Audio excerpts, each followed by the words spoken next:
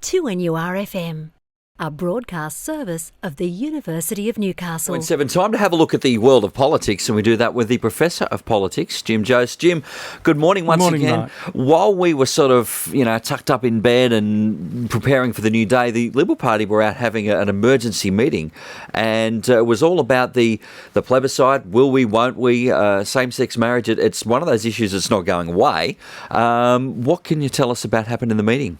Well, I don't know if I can tell you what happened inside the meeting, only the outcome. That'll do. That's a good place to start. To call it an emergency meeting is probably a bit strong. Let's push back from that a little, because the Parliament's about to sit this week, and in the lead up to the sitting they have a number of meetings in preparing their agenda. Particularly the government parties need to be on top of what's going on. Yes, and this was one of the issues that was going to push them off being on top, and there was talk that the party might actually go back on what was pushed as an election promise. In and of itself, that's not a big deal either, because parties go to the polls with all sorts of promises, and some of those promises just disappear along the way. So if they abandoned it, there wouldn't be out of the ordinary. However, this particular issue is one that has become very emotive and highly charged. There's multiple issues involved, and if we cross party lines and move to the opposition, there are people in the opposition who are very sympathetic to the views of some of the more conservative forces within the coalition. But it's sort of interesting. It's an issue that, by and large, opinion polls suggest the Australian public is largely in support of, but a small group within the coalition are very vocal and influential, and have managed to keep, shall we say, a government line in a way that goes against perhaps that majority, broad majority. The curious thing is, we know that Malcolm Turnbull entered into the leadership battle with a particular position, and by the time that leadership battle was over, he had negotiated his position into something else, and now he's basically stood up and put a position that ran allegedly counter to what people thought where he stood, and this has sort of been the style of his leadership, and one of the big reasons why, as leader, the party itself is in a sort of very negative state with respect to the opinion polls. He's only hanging on by the skin of his teeth in terms of the leadership. He's preferred Prime Minister when compared with Bill Shorten, yet...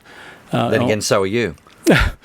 Well, yes, that's a bit unfortunate for Mr Shorten. Oh. The problem that the same-sex marriage issue throws up is there's strong opposition from within his party by a very small number of people.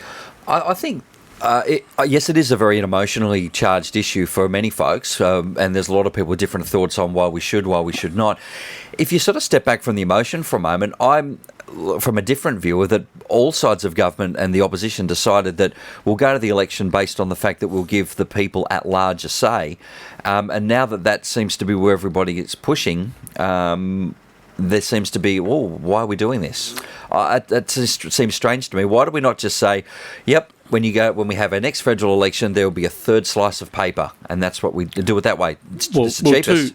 Two points there. Coming to that last one you just made about, at the next federal election, they could in fact have a plebiscite form of question, or they could turn it into a referendum, which is a high risk because referendums seem to fail far more often than they succeed. But if both major parties are supporting it, then a referendum may well get up. That's one way around it. It certainly saves $160 million, which a postal plebiscite or a plebiscite will incur, which seems to be an enormous amount of money for a very small issue, if you like, in terms of the bigger issues facing governments.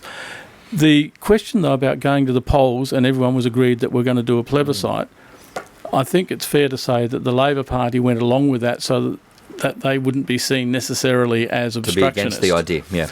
And the Liberal Party put it up as a strategy to try and snooker Malcolm Turnbull as leader and lock him into a position where the whole issue could be basically quarantined, as it were, in a way that enabled the opponents of same-sex marriage to ensure that they got their way.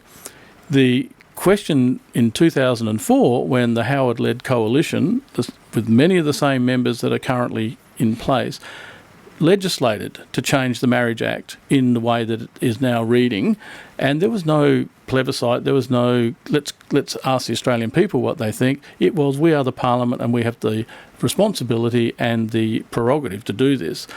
There was no outcry at that point. Now here we are 13 years later, and suddenly some of the very architects of that approach are now standing up and saying, well, we need to go to the people. I guess, though, Jim, you could argue that back at that time, yes, different views for a lot of people, but in a way they were locking in something that at that time was pretty much what we have now anyway. This is something that we're looking to make a huge change to.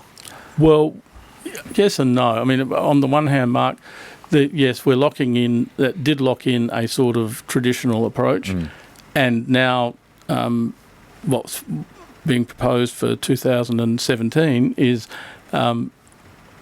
establishing the formal legal equality for same-sex marriages, putting it on the same basis as heterosexual marriages. And the issue, I think, is to separate. We need to be separating the religious views, the religious issues, which are, quite diverse, and the legal issues around what are the rights of couples in same-sex relationships. And I don't think anybody would have an argument there. And that's exactly sort of where it gets cloudy, and the debate that's sort of not happening at the moment is, shall we say, that the government is sort of clouding that debate. And anyway, we won't. Let me just wrap that up very quickly. My sort of point is not that one side is right or one side is wrong, but what we're getting is a government that's sort of locking itself into convoluted positions over an issue which, in the scheme of things, is not as important as some of the other things that we expect the government to be dealing with, and they're spending all of this time on an issue that tends to have a broad base of support across the country. We're not going to solve it in the next 10 seconds, Jim, so we might have to leave it there. I know we'll come back and talk about this again, I'm sure, in the next few weeks. I'm sure we will, Mark. With a one-seat majority, Mr Turnbull's very precariously balanced. He's got no choice but to solve it one way or the other. Always an interesting chat with Professor of Politics from the University of Newcastle, Jim Jose, here at 2NURFM 103.7.